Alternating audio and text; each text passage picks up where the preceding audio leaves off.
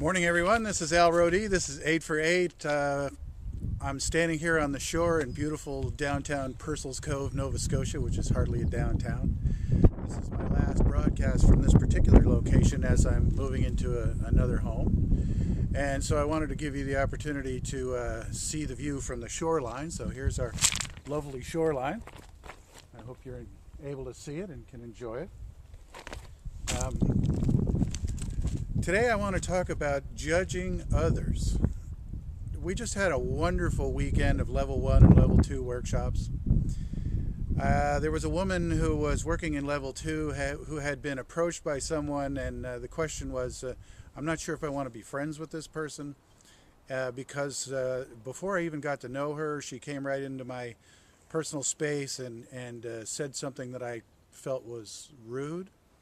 And so then I started to think about, who would do such a thing. And then she went on and on about all of the things that the woman had done to offend her.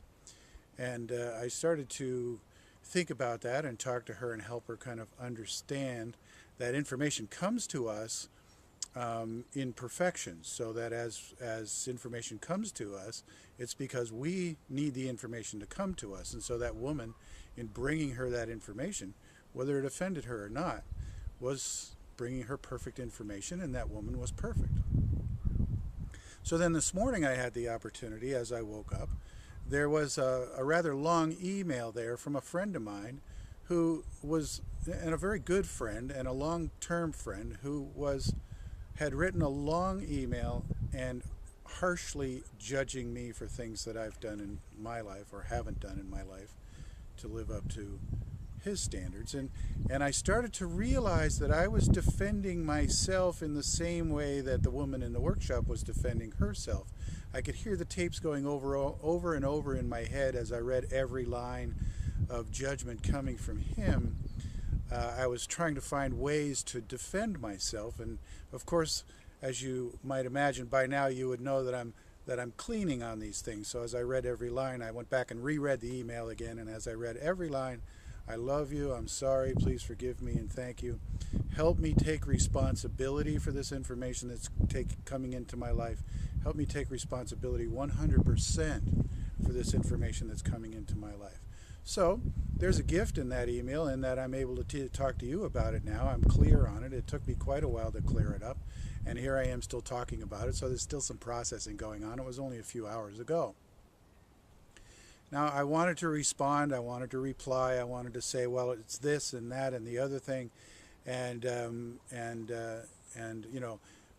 walk a mile in my moccasins and all of those kinds of things that we all say to defend ourselves. And in fact, everything that he said is true from his perspective.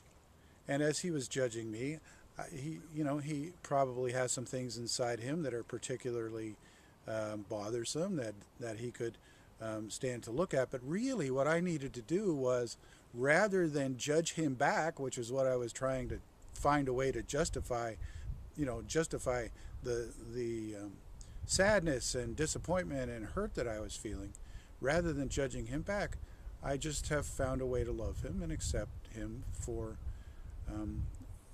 the way that he sees me. And as I start to take responsibility, I'm able to calm, I'm able to forgive myself, I'm able to reflect on the things that he said to me in a way that doesn't feel defensive, but maybe is a more meaningful way that I can perhaps accept a lot of the suggestions and judgment that he sent my way, or choose to lovingly reject it, as it's my path and my journey.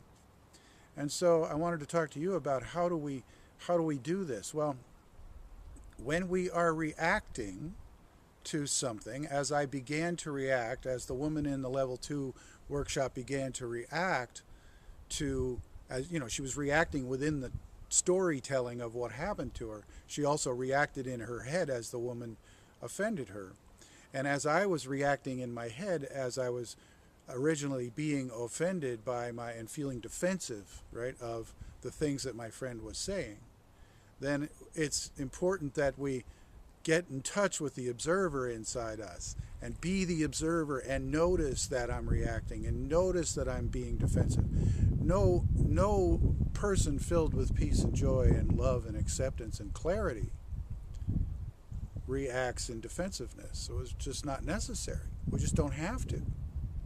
And so notice when you're reacting in defensiveness, whether it's with a loved one or a friend or even someone you never met before. Someone I never met before came into my life, she said, and said something rude. We just don't do that in our society. Well, in other societies, sometimes people do things like that, and who knows what the motivation was for the other woman. It really doesn't matter.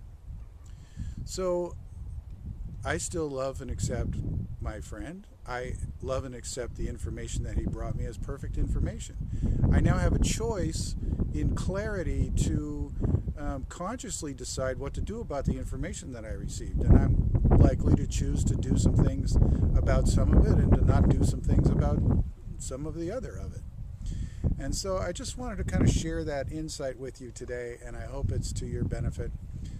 Let's do a little short tapping round, starting on the karate chop point and saying, even though I feel defensive when I feel judged by others, I love and accept myself deeply and completely.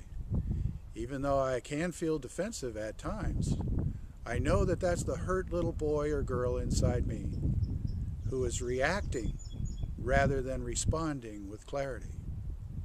Even though I have defensiveness and I feel offended by others, I can clean on it. I'm aware that I can clean on it. I can tap on it and I can let it go. And I love and forgive myself deeply and completely. I have all of this defensiveness at times. It's not who I am. It's just something that I feel.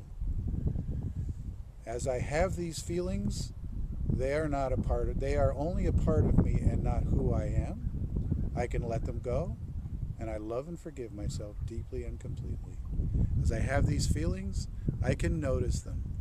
The observer in me is a part of who I truly am, and the feelings are just information that I've received from memories past, ancestors, axe murderers, money launderers, and people that we don't really have a clue about.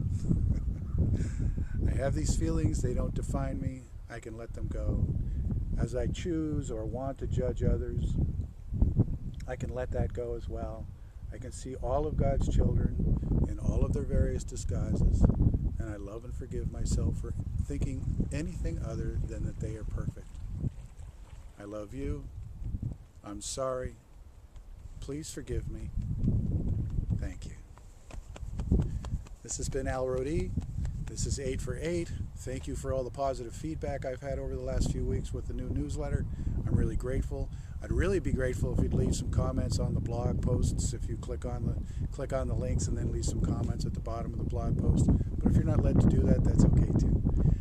Thank you. I love you. Please forgive me. And I'm sorry. Have a great day. See you next week.